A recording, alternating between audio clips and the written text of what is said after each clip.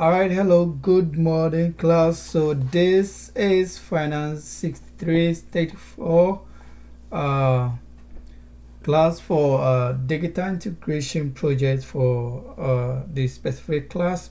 And this project will be looking at the advanced section, specifically we're talking about capital market. So we'll be looking at the Sharpe ratio and the market portfolio. So we are the I. We have a base file setup file here that we need to. That's the base file. Let's get into it and try to get our main working file.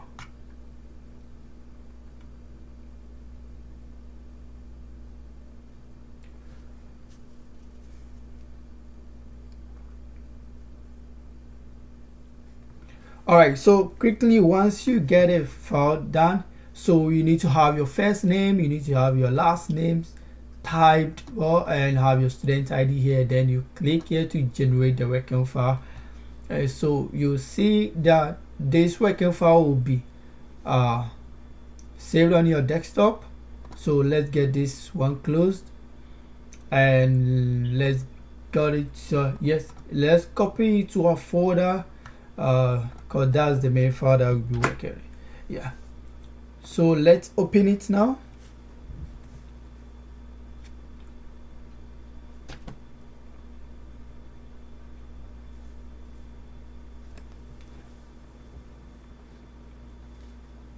Alright, so we have our file open and we can see from the heading where we have let me extend it.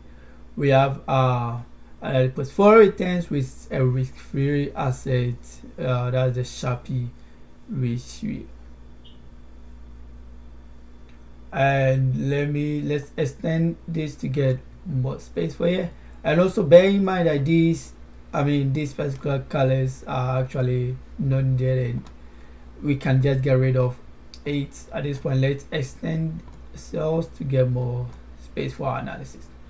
All right, so basically this is a page, and this is what we tend to working on, where we have stock A, we have stock A, we have stock B, and most importantly, risk-free rate will be needed in our calculation. All right, so within an example, we can say, like, given stock A, let's say stock A has a covariance of 0.001, and let's say come to stock A with an average return of 7%,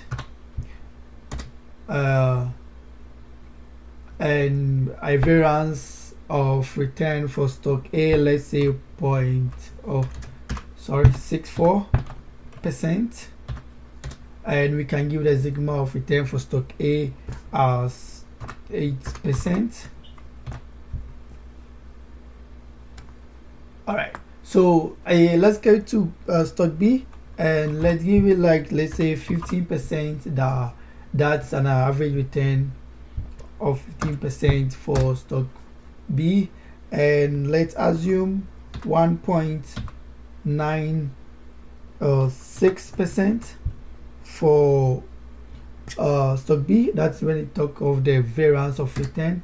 And lastly, the sigma of return, let's say 14% for stock B, and let's assume a 2% of risk-free rate for all, and that would be used in calculate. So okay, let's board in this.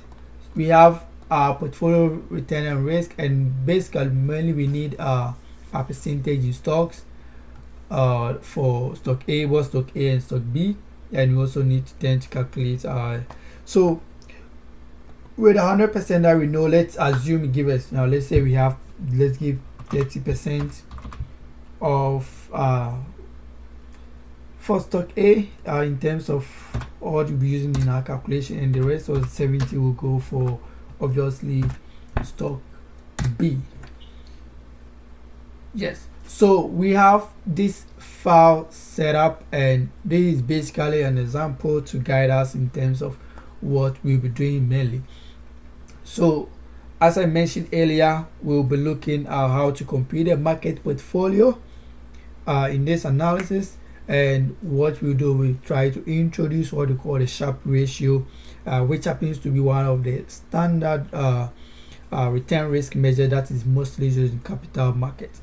So it's very important for us to take note of it here.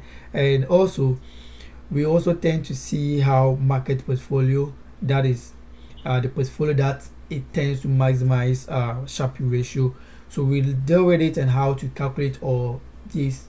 So first, we would have to calculate our expected portfolio return, the portfolio standard deviation, and get into our risk premium, and lastly try to look at our Sharpe ratio. So since we have our our setup file, our base file set up already, I would like to end here, and when we come back we will try to do the next calculation, that which is expected portfolio return, the portfolio standard deviation, then we look at the risk premium, and lastly the Sharpe ratio. All right, thank you.